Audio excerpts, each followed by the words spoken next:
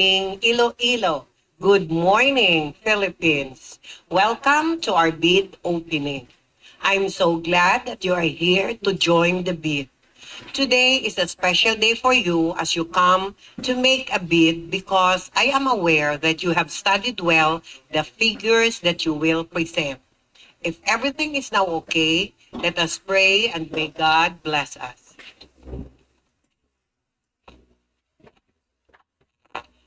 Gracious God, we gather as a team today seeking for your blessings upon our endeavors.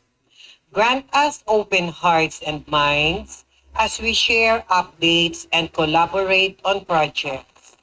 May our interactions be filled with grace and encouragement, fostering a spirit of unity and cooperation. Help us to recognize and appreciate each team member's unique contributions, working together toward our shared goals. Bless this bid opening, our efforts with success, and may we glorify you in all that we do. In Jesus' name, amen. Our procurement head, Engineer Elna Nepomuceno, will now call the roll. Good morning once again. May I present to you the members of Bids and Awards Committee of Iloilo 4th District Engineering Office, headed by Engineer Cynthia C. Caigoy as back chairperson, Engineer Eva Esbidonia as back vice chairperson, Engineer Gemma H. Tamagos as back regular member, Engineer Jaime E. Sumagaysay as back provisional member, and Engineer Madonna Mi Esadaba, back provisional member and user for construction projects. We have our TWG members, Engineer Ronnie C. Dayaday, Engineer Marianne F. Diloso, Engineer Joanne G. Doctora, Architect Sasha P. Humwad, and Engineer Christopher M. Solen. For our back secretariat member, we have Engineer Leah Estalarva, Engineer Jemeline R. Chusayko, and Miss DBL Amper. Okay, may we acknowledge our observer in the presence of Ma'am Marcialo Angela C. Kasugod of CCWI. Okay, may I turn over this to Engineer Cynthia C. Caigoy for our opening of bids and to be followed by private conference. Good morning once again. Since the members of the Bids and Awards Committee are in quorum, I shall declare this opening of bids for civil works to order. We have 8 contract ID to be bid today.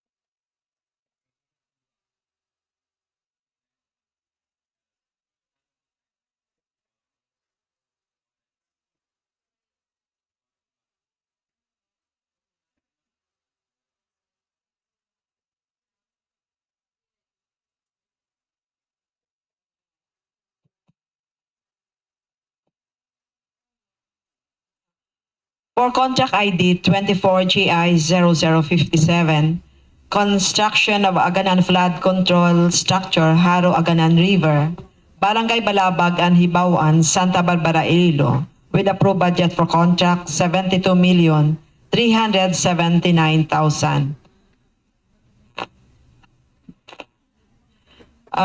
We have 12 list of bidders who submitted manually.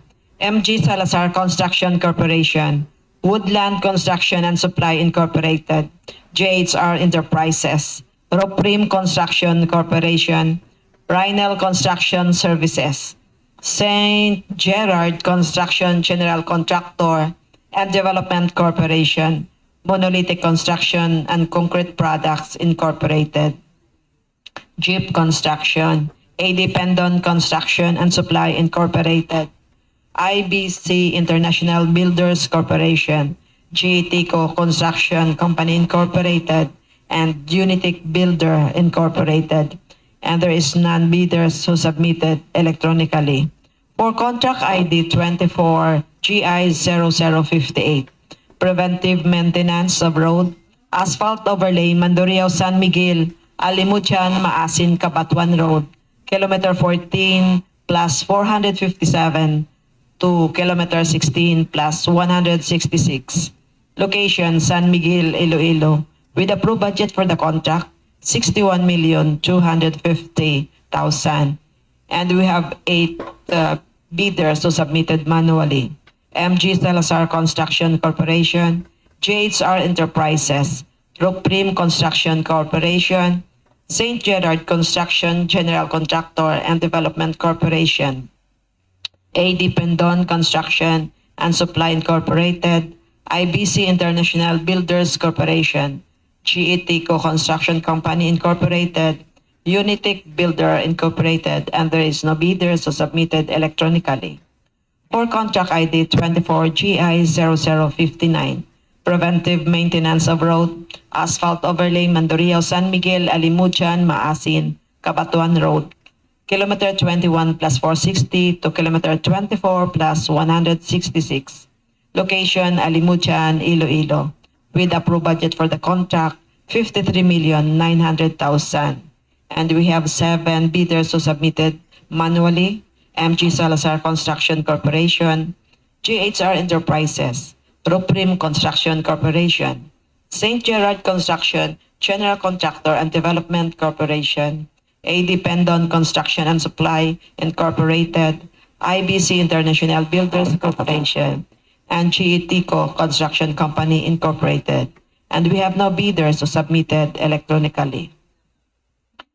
We have contract ID 24GI0060, construction of road Barangay Biri-sur, Leon, Iloilo, with approved budget for the contract, 9,800,000. And we have 2 bidders who submitted manually, 1 Beatos Builders Corporation, and Vyong Construction and Supply. And we have no bidders who submitted electronically. Then we have contract ID 24GI0061, construction of multipurpose building, Barangay Cafe, Santa Barbara, Iloilo, with approved budget for the contract, 4,950,000. And we have a lone bidder, East Asia Construction Incorporated, and we have no bidder who submitted electronically. Then we have contract ID 24GI0062, construction completion of multipurpose building, Lanag, Santa Barbara, Iloilo, with approved budget for the contract, 2,970,000. And we have a lone bidder, 1 Beatos Builders Corporation, and we have no bidders who submitted electronically. Then we have contract ID 24GI0063, construction completion of multipurpose building, Barangay Balabag, New Lucena, Iloilo, with approved budget for the contract, 2,970,000. And we have a lone bidder, 1 Beatos Builders Corporation, and we have no bidders who submitted electronically. Then we have contract ID 24GI0064, construction completion of multipurpose building, Alibango Central Elementary School, Alimodian, Iloilo, with the approved budget for the contract, 2,970,000, and we have a lone bidder, Cuatro Amigos Builders and Supply, and we have no bidders who submitted electronically. Required bid security for all projects. Cash or cashier's manager check issued by a universal or commercial bank is 2% of approved budget for the contract. Bank draft guarantee or irrevocable letter of credit issued by the universal or commercial bank is 2% of approved budget for the contract. Surety bond callable upon demand issued by a surety or insurance company duly certified by the Insurance Commission as authorized to issue such security is 5% of approved budget for the contract. And for the bid securing declaration, it must be 120 calendar days validity period. Let's now proceed to the opening and preliminary examination of bids and determination of compliance requirements of technical component envelope A, Class A, and Class B documents. We will open 24 GI 0057.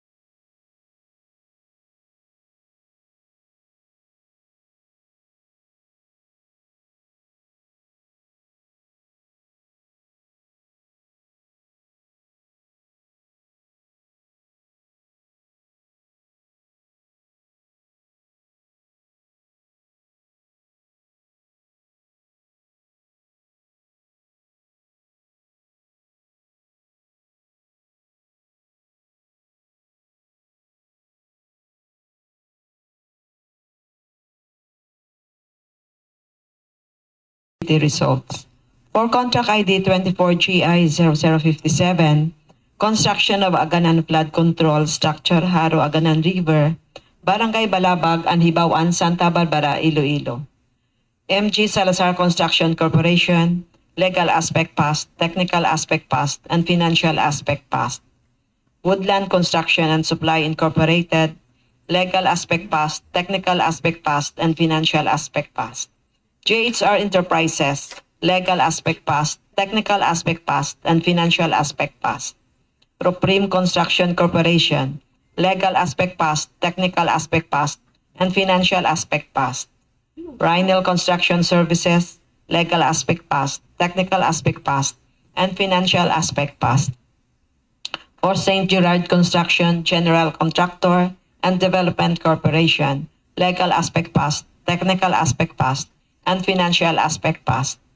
And for Monolithic Construction and Concrete Products, legal aspect passed, technical aspect passed, and financial aspect passed. For GAP Construction, legal aspect passed, technical aspect passed, and financial aspect passed. AD Pendon Construction and Supply Incorporated, legal aspect passed, technical aspect passed, and financial aspect passed. For IBC International Builders Corporation, legal aspect passed, technical aspect passed, and financial aspect passed. And for GETICO Construction Company Incorporated, legal aspect passed, technical aspect passed, and financial aspect passed. And for Unitec Builder Incorporated, legal aspect passed, technical aspect passed, and financial aspect passed. Then we will proceed for the opening of the financial documents.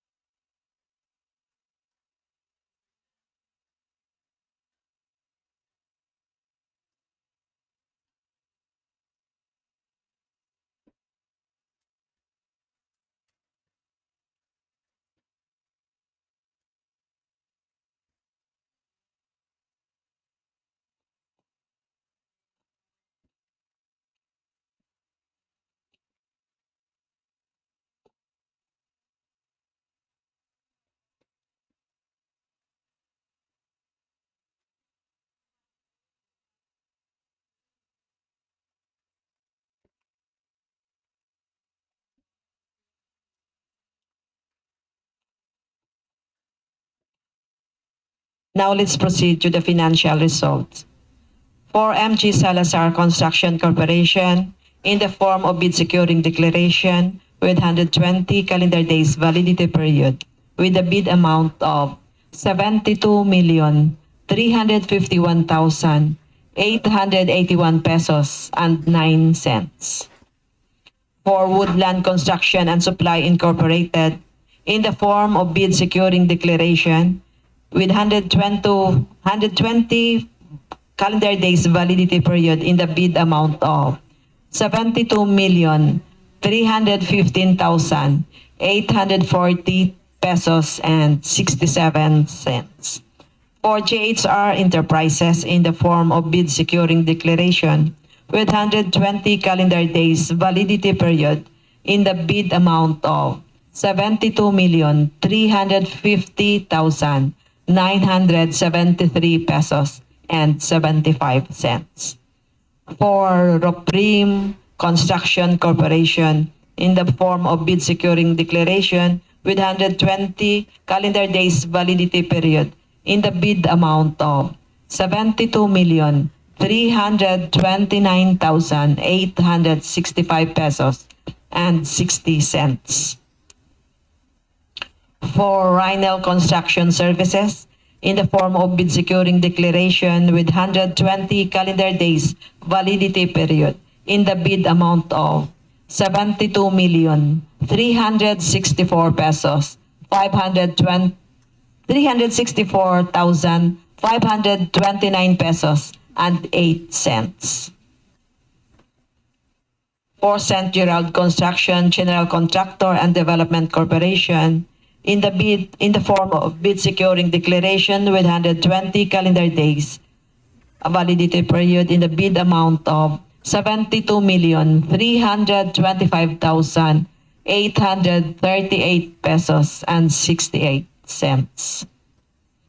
For Monolithic Construction and Concrete Products Incorporated, in the form of bid securing declaration with 120 calendar days validity period in the bid amount of 72,300,410 pesos and 24 cents. For GEP Construction, in the form of bid securing declaration with 120 calendar days validity period in the bid amount of 72,309 pesos, 309,395 pesos and 55 cents. For A Dependent Construction and Supply Incorporated, in the form of bid securing declaration and 120 calendar days validity period in the bid amount of 72,364,661 pesos and 77 cents. And for IBC International Builders Corporation, in the form of bid securing declaration and 120 calendar days validity period in the bid amount of 72,350,000 pesos. For GETCO Construction Company Incorporated, in the form of bid securing declaration with 120 calendar days validity period in the bid amount of 72,364,954 pesos and 60 cents. And for the Unitic Builder Incorporated, in the form of bid securing declaration with 120 calendar days validity period in the bid amount of 72,350,297 pesos and 95 cents. All bids are subject to bid evaluation and post-qualification. Now let's proceed to opening of contract ID 58.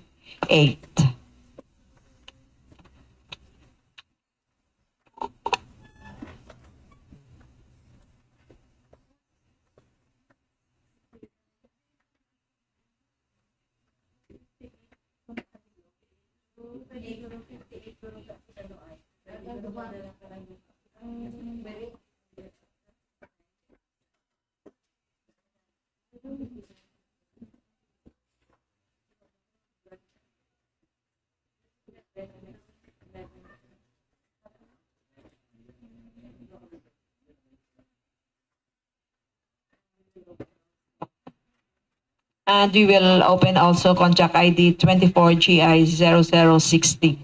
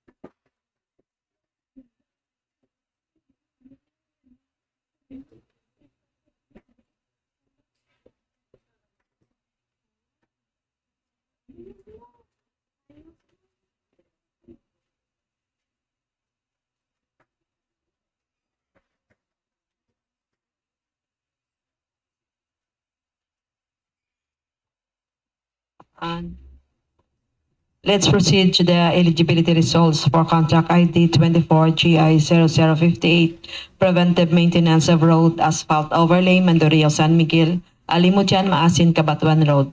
kilometer 14 plus 457 to kilometer 16 plus 168.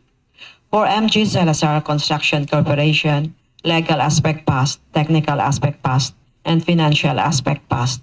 For JHR Enterprises, legal aspect passed, technical aspect passed, financial aspect passed. Proprim Construction Corporation, legal aspect passed, technical aspect passed, and financial aspect passed.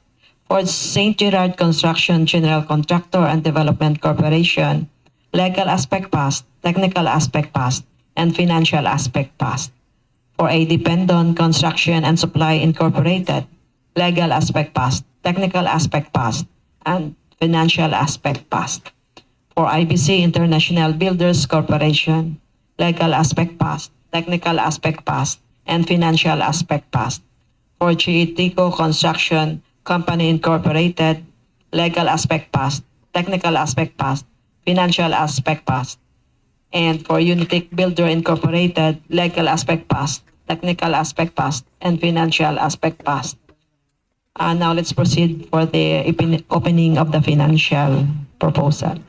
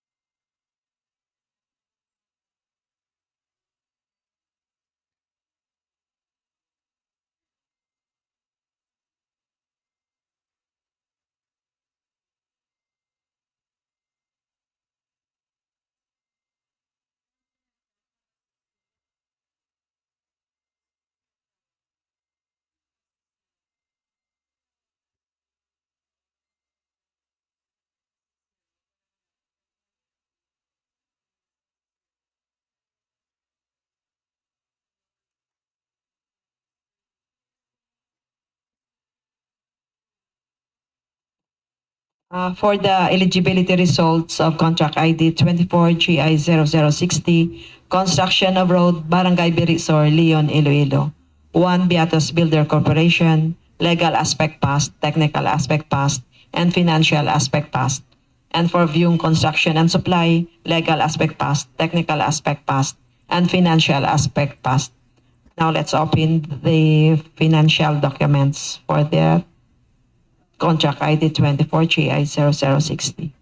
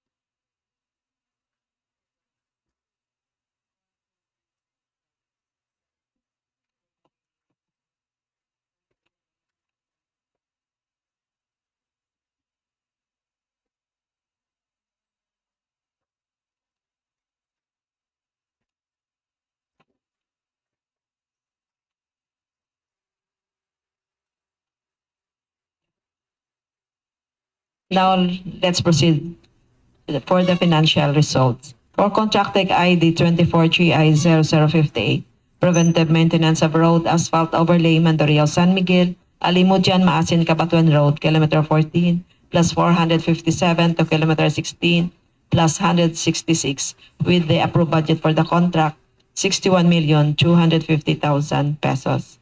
For MG Salsal Construction Corporation, in the form of bid securing declaration and 120 calendar days validity period in the bid amount of 61,231,890 pesos and 16 cents.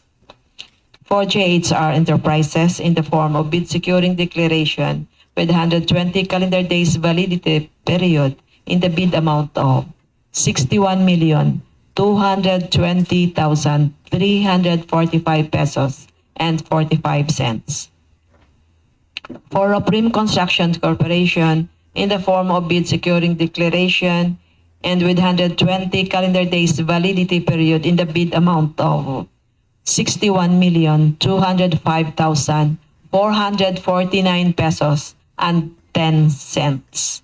For St. Gerard Construction, General Contractor and Development Corporation, in the form of bid securing declaration with 120 calendar days validity period in the bid amount of 61,200,000 pesos, 346 pesos and 88 cents. For a Dependent Construction and Supply Incorporated, in the form of bid securing declaration with 120 calendar days validity period in the bid amount of 61,239,786 pesos and 65 cents.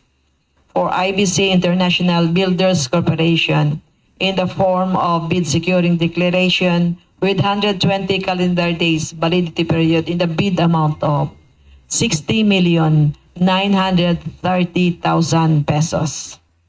And for GETCO Construction Company Incorporated, in the form of bid securing declaration with 120 calendar days validity period in the bid amount of 61,240,045 pesos and 7 cents.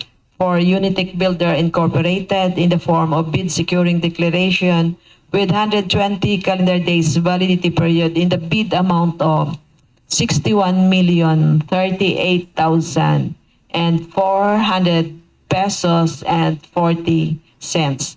All bids are subject to bid evaluation and post-qualification.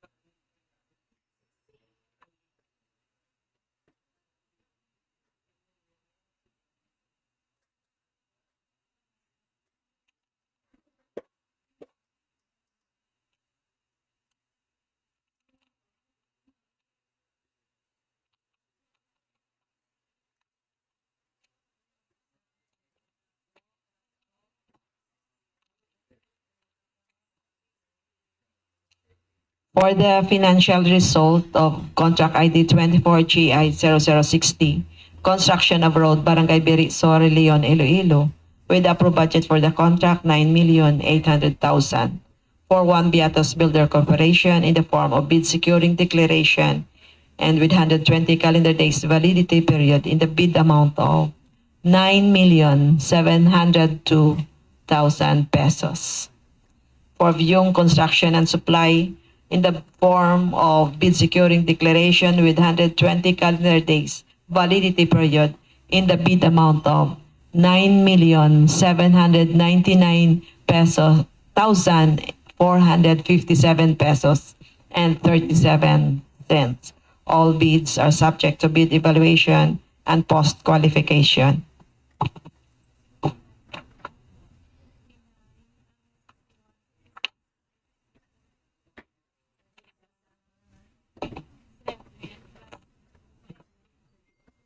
Now let's proceed for opening of bids for technical documents for contract ID 59, 61, 62, 63, 64.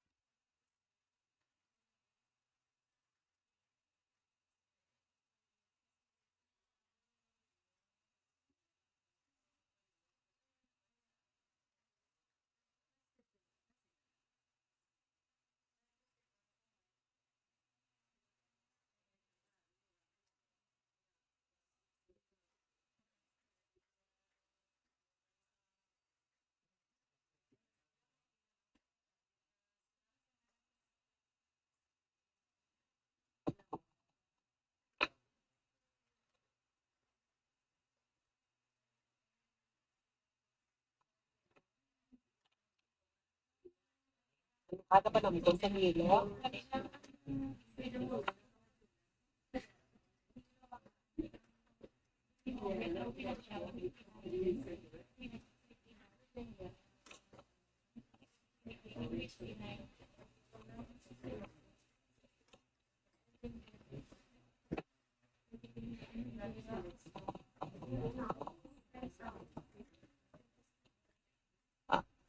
For the eligibility results of contract ID 24GI0059, preventive maintenance of road asphalt overlay Mandurriao-Sn Miguel-Alimodian-Maasin-Cabatuan Road, kilometer 21 plus 460 to kilometer 24 plus 166.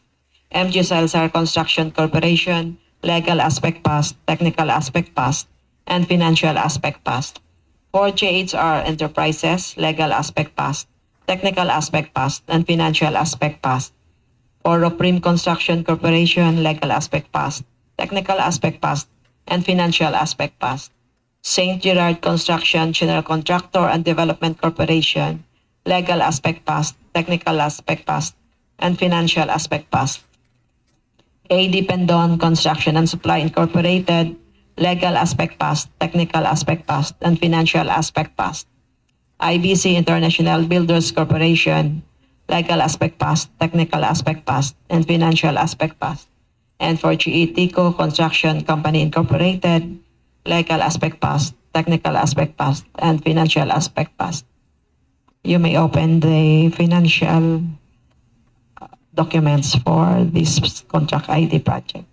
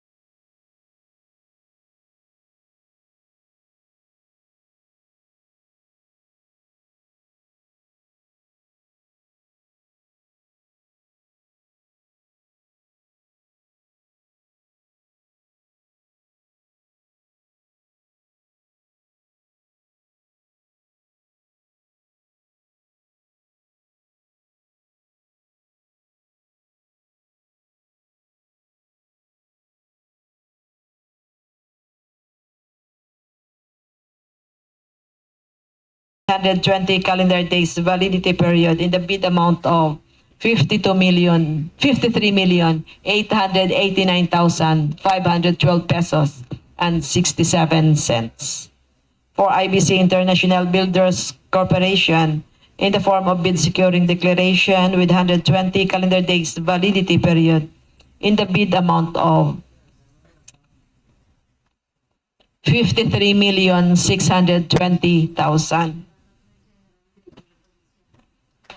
For contract ID GETCO Construction and Company Incorporated in the form of bid securing declaration with 120 calendar days validity period in the bid amount of 53,890,052 pesos and 6 cents. All bids are subject to bid evaluation and post qualification.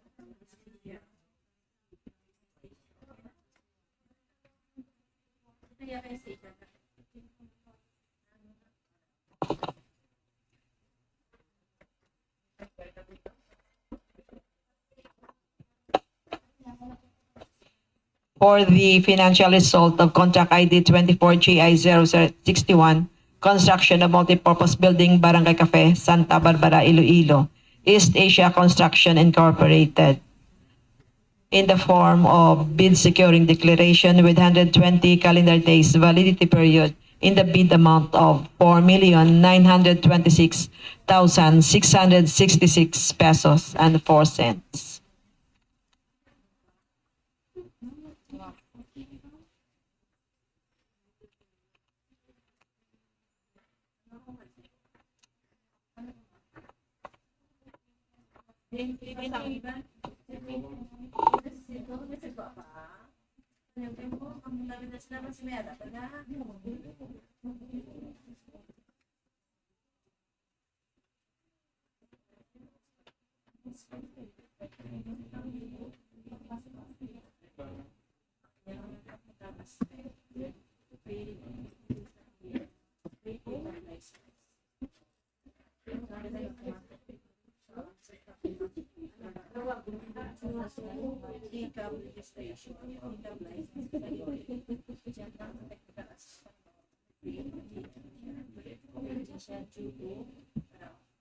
License category does not match the outside.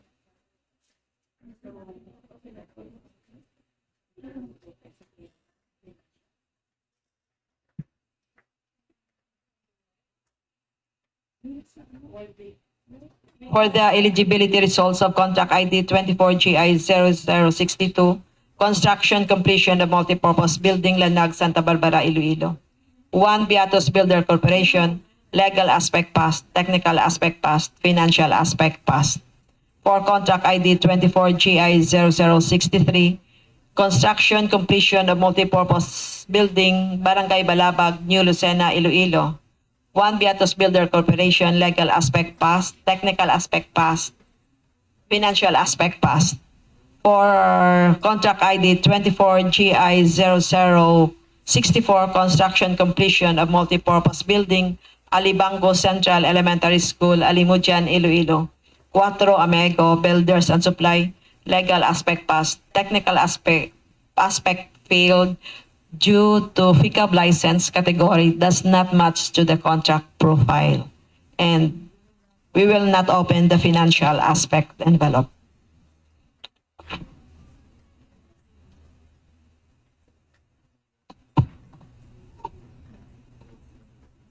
Now let's open for the financial results.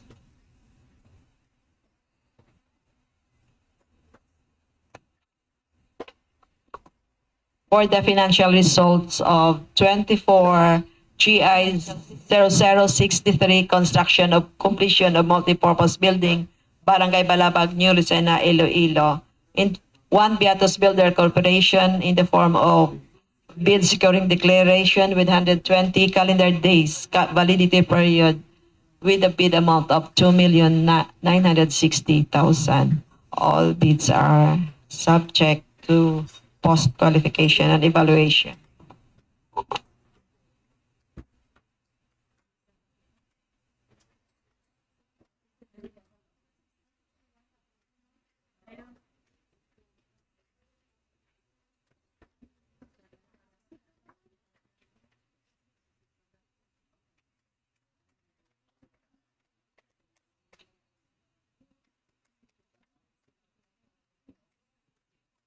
For the financial result of contract ID 24GI0062, construction completion of multipurpose building Lanag, Santa Barbara, Iloilo, with approved budget for the contract 2,970,000. One Beatos Builder Corporation in the form of bid securing declaration with 120 calendar days validity period in the bid amount of 2,940,000. All bids are subject to bid evaluation and post-qualification.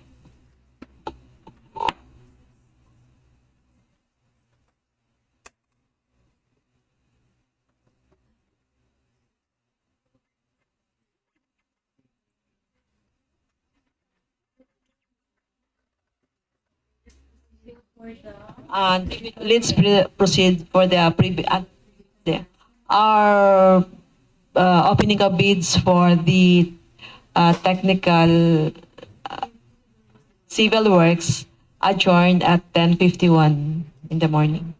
So let's proceed to the pre-bid conference.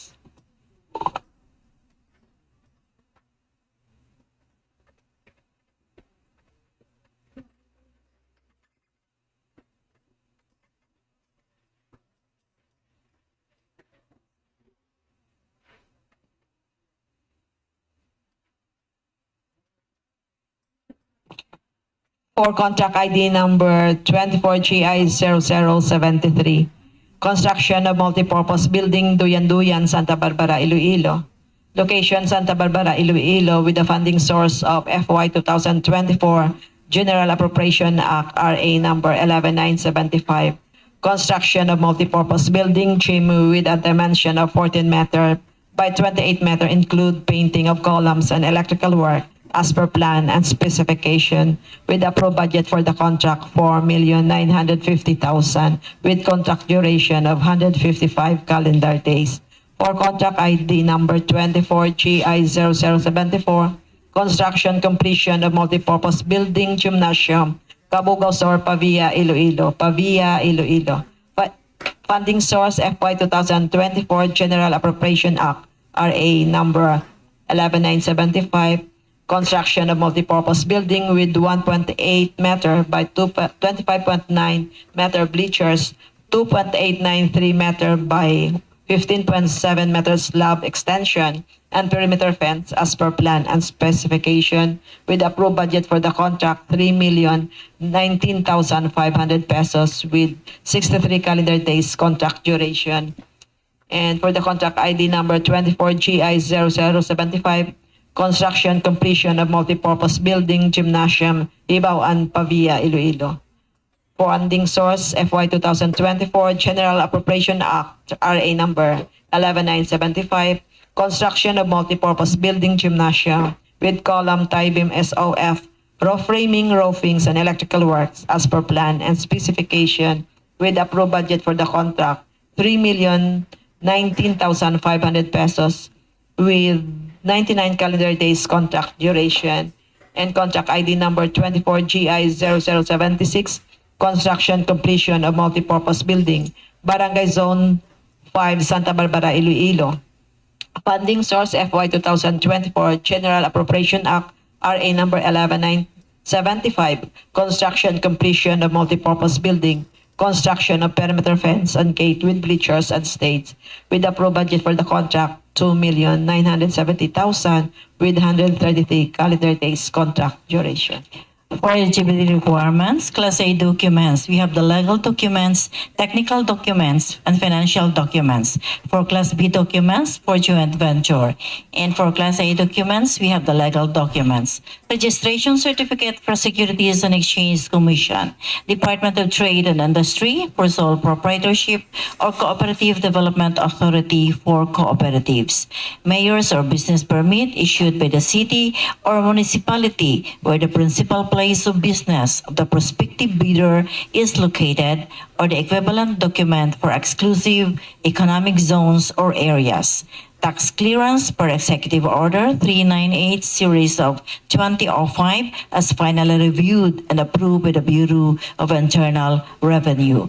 For technical documents, we have valid pickup license or special pickup license in case of joint venture and registration for the type and cost of the contract to be bid. For contract ID 24 GI 0073, GI 0074, GI 0075, and GI 0076. For license categories C and D, kind of project, GB-1, building or industrial plant with a size range of small b. Statement of the bidders of all its ongoing government and private contracts, including awarded but not yet started, if any, whether similar or non-similar in nature and complexity to the contract to be bid.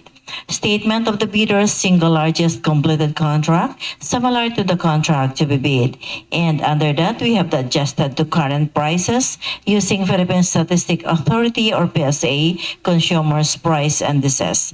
Must be at least 50% of the ABC to be bid, provided, however, that the contractors under small a and small b categories without similar experience on the contract to be bid may be allowed to bid if the cost of such contract is not more than the allowable range of contract cost of the registration based on the guidelines as prescribed by the PCAB. A contract shall be considered similar to the contract to be bid if it has the following categories. For contract ID 24 GI 0073, GI 0074, GI 0075, and GI 0076. For major category of works, buildings, construction, without piles, low-rise concrete frame, 1 to 5 story. Similar categories of work, buildings, construction with piles, high-rise, concrete frame, cast and place piles, buildings, construction with piles, low-rise, concrete frame, cast and place piles, buildings, construction with piles, high-rise, concrete frames, driven piles, buildings, construction with piles, low-rise, concrete frame, driven piles, buildings, construction without piles, high-rise, concrete frame, buildings, industrial plant, low-rise, buildings, industrial plant, high-rise, buildings, industrial plant, medium-rise. For financial documents, the bidder's audited financial statements showing, among others, the bidder, total and current assets and liabilities, stamp received by the BIR, its duly accredited and authorized institutions for the preceding calendar year, which should not be earlier than 2 years from the date of bid submission. The bidder's computation of net financial contracting capacity must be at least equal to approved budget for the contract, computed using the prescribed formula. NFCC is equals to current assets minus current liabilities times 15 minus the value of all outstanding or uncompleted portion of the projects under ongoing contracts, including awarded contract yet to be started, coinciding with the contracts to be bid. The values of the domestic bidders' current assets and current liabilities shall be based on the latest audited financial statements submitted to the BIR.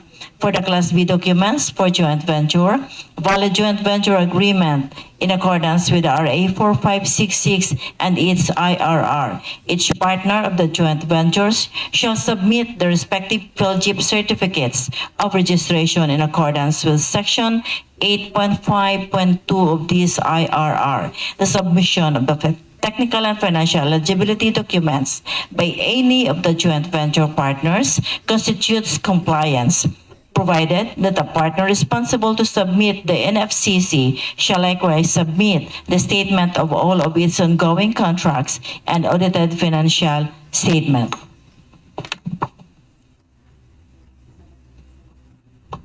Submission and receipts of bids. For the first envelope, we have the technical proposal, and the second envelope, we have the financial proposal. Take note that only one original copy of the first technical and second financial envelope of its bid. It is also noted that prior to the sale of bidding documents, only the following documents are required from the prospective bidders to wit. First, we have the company ID or any government-issued ID. Second, authorization letter. If not authorized liaison officer in the CWA, we have the special power of attorney for sole proprietorship or board partnership joint venture resolution with secretary certificate for cooperation, partnership, joint venture, and cooperative. The contents of the first envelope, that is the technical proposal.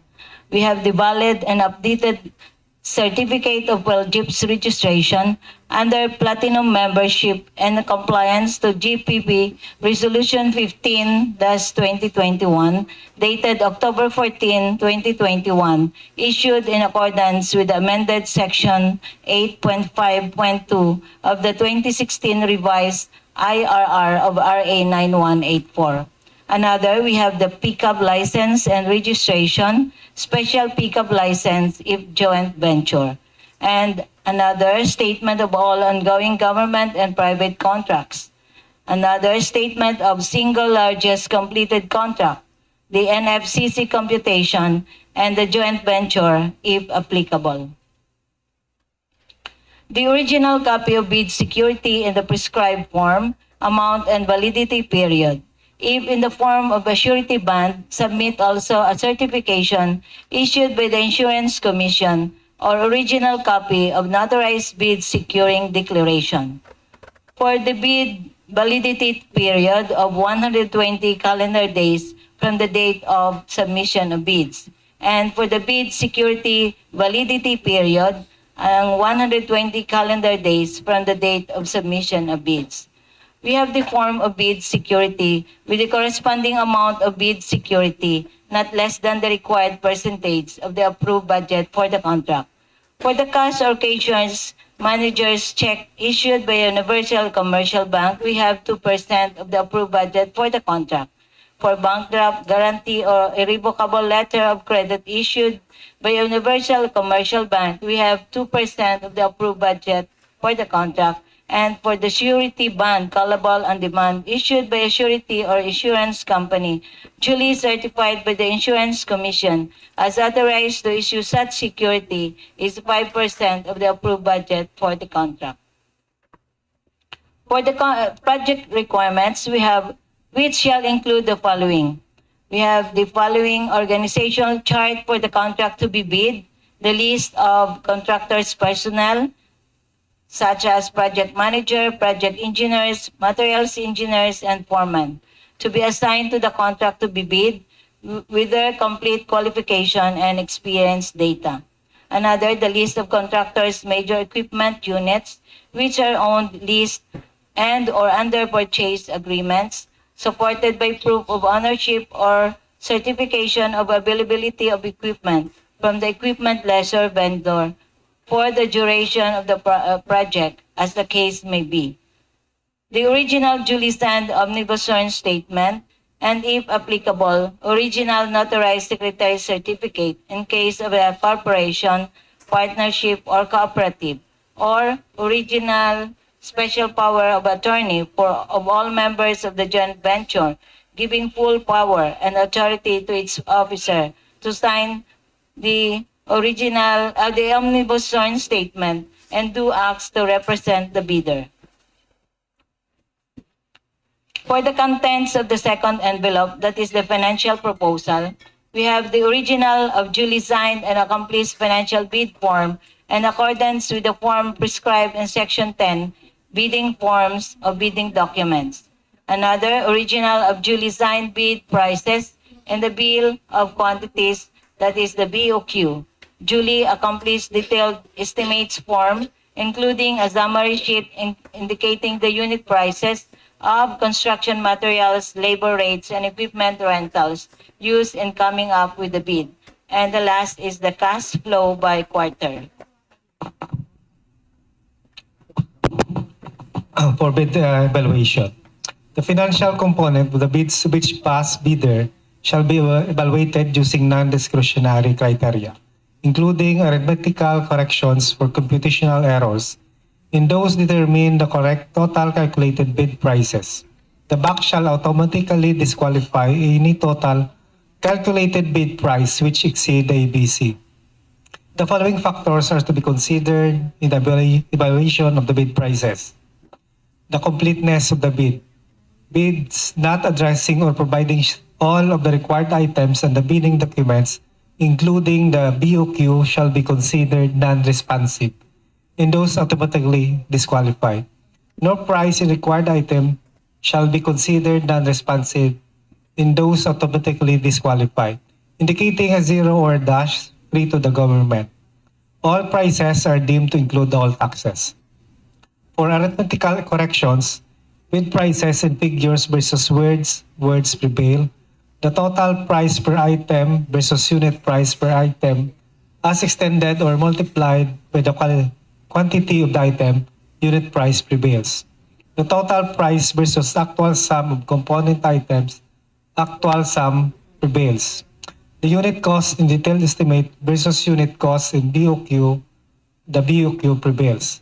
And the total calculated bid prices as evaluated and corrected for computational errors and other bid modifications which exceed the ABC shall be disqualified. For post-qualification, the post-qualification shall verify, validate, and ascertain the veracity, authenticity, and validity of all Class A eligibility documents supporting the PhilJEP Certificate of Registration and Membership in accordance with Section 8.5.2 of Revised IRR of RA 9184 and all other statements made and documents submitted by the bidder using non-discretionary criteria. These criteria shall consider but shall not be limited to the following. Legal requirements. To verify, validate, and ascertain licenses, certificates, permits, and agreements submitted by the bidder, and the fact that it is not included in any blacklist as provided in Section 25.3 of Revised IRR of RA 9184. For technical requirements, the verification and validation of the bidder's stated competence and experience, and the competence and experience of the bidder's key personnel to be assigned to the project. Verification of availability and commitment and/or inspection of testing for the required capacities and operating conditions of equipment units to be owned, leased, or under purchase by the bidder for use in the contract under bidding. Failure of the prospective bidder to state a complete technical description of the pledged equipment and the specific location shall result in the bidder's automatic post-disqualification for award of contract and forfeiture of his bid security per Department Order Number 58 Series of 2012. Checking the performance of the bidder in its ongoing government and private contracts. If any of these ongoing contracts shows negative slippage of at least 15% in any one project, or negative slippage of at least 10% in each of two or more contracts. Failure of the contractor to commence repair works and complete ongoing contracts in the prescribed date after receipt of the notice and defects and deficiencies. Failure of the contractor to commence repair works on contracts with pending certificates of acceptance in the prescribed date after the receipt of notice and defects and failures. Substandard quality of works or unsatisfactory performance per contract term and conditions at the time of inspection. Department Order Number 127 Series of 2018, strict application of RA 9184 in the conduct of post-qualification of bidders with delayed ongoing contracts with the DPWH. Note that if the BAC verifies any of these deficiencies to be due to the contractor's fault or negligence, the agency shall disqualify the contractor from the award. Ascertainment of the authenticity of the bid security and its correctness as to type, amount, form, and wording, and validity period as required in the bidding documents. For financial requirements, To verify, validate, and ascertain the bid price proposal of the bidder, and whenever applicable, the required committed line of credit in the amount specified and over the period stipulated in the bidding documents, or the bidder's NFCC to ensure that the bidder can sustain the operating cash flow of the transaction. Notes on the personnel and equipment requirements of the project as per Department Order Number 9 Series of 2012, technical requirements for civil work projects for public bidding. If a proposed key technical personnel is an employee of the bidder and working on another project at the same time of the bidding, the bidder shall submit a certification that the personnel will be pulled out from the ongoing project once the bidder is awarded the contract, and he or she will be replaced with another person with equal or better qualifications as certified by the head of the implementing office.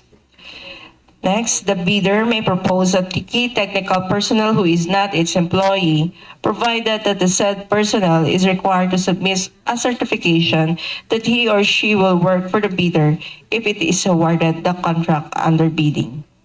This certification shall be included in the first envelope of the sealed bid. Also to be verified during post-qualification is the set of equipment pledged by the bidder. The bidder should specify in the submitted bid the location of the equipment where they can be inspected. If any equipment is not in the specified location, then the bidder shall be disqualified.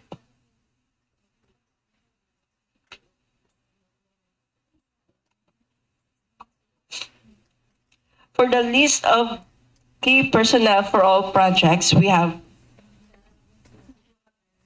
project manager, 5 minimum years of similar experience and 5 minimum years of total work experience. For project engineer, 3 minimum years of similar experience and 3 minimum years of total work experience.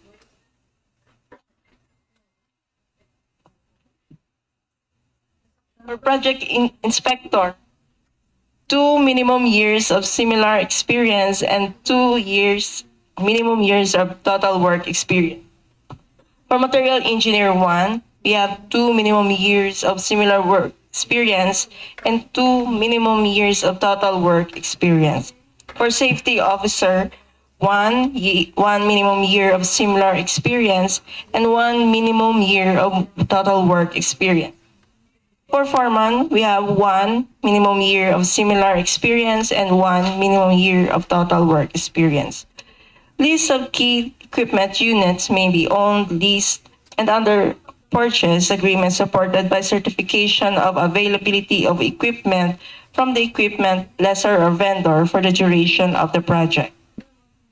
For the list of key equipment units, you may refer to the posted bidding documents. The proof of ownership of equipment requirements are copies of current LTO official receipt and certificate of registration of the equipment, which should be attached together with the affidavit of ownership. In case of leased equipment, a lease contract and affidavit of commitment should be submitted with the lessor or owner as the pledger of the equipment, stating therein that the equipment will be available for the whole duration of the project. For purchase agreement, the description of the equipment to be purchased, such as brand or model, type of equipment, motor number, body number, and the capacity must be indicated in the document. Otherwise, the bank will not honor the purchase agreement and the bidder will be declared as non-complying. Likewise, list of contractors' major equipment units pledged to be used for the project must be supported by proof of ownership if it is owned, lease agreement if it is being leased, and purchase agreement if it to be purchased. A certification of availability of equipment for the duration of the project must also be provided by the equipment owner and or lessor or vendor. Prospective bidders or contractors are likewise required for the inclusion of the minimum material testing equipment in the technical component of the bid, in compliance with the DEO number 11 series of 2017, superseding Department Order number 80 series of 1990, and all other issuances. all documents in support of the ownership of equipment pledge, and other documents photocopied from the original shall be legibly readable and will be authenticated as needed during the post-qualification process.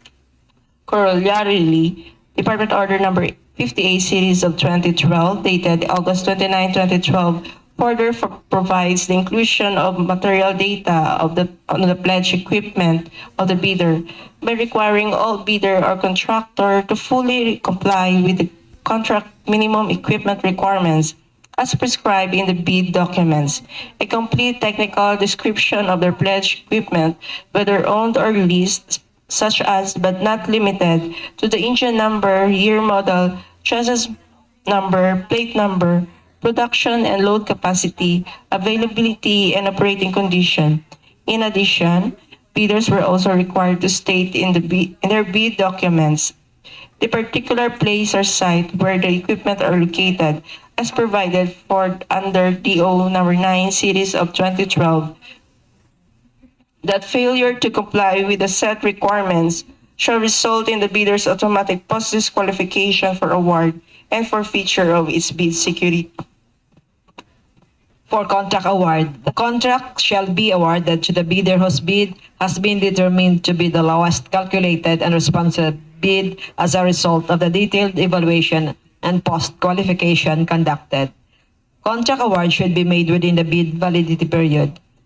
A note on subcontracting is not allowed. Common reasons for rejection of bids, ineligibility, and post-disqualification of bidders: failure to submit the original copy of the surety bond certified by the Insurance Commission, indicating the name of project, the procuring entity, and name of contractor.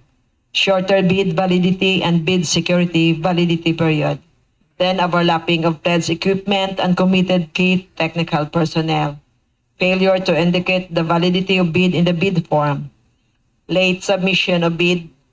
Failure to submit supporting documents, such as certification of availability of equipment from the equipment lessor or vendor for the duration of the project, if equipment pledge is to be leased or purchased.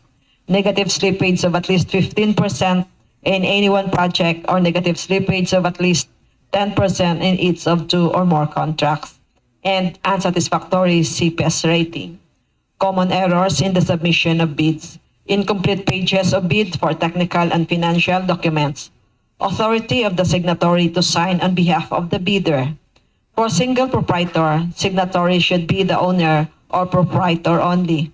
For corporation or cooperative, board secretary's certificate and board resolution. And for joint venture resolution or agreement. And for the partnership, as indicated in the articles of partnership. Deadline for submission of clarification and amendments is on February 16, 2024, addressed to same field, and the number of copies of bid proposal, one original copy of the first technical and second financial envelope of its bid, and the place of submission of bids, Back Procurement Office, DPWH Iloilo 4th District Engineering Office. To all prospective bidders, you may submit your bidder either electronically or manually, pursuant to Department Order Number 87, Series of 2020, and submit your queries, if any, until February 16, 2024, at least 10 days from the opening of bids. Our pre-bid conference adjourned at exactly 11:18.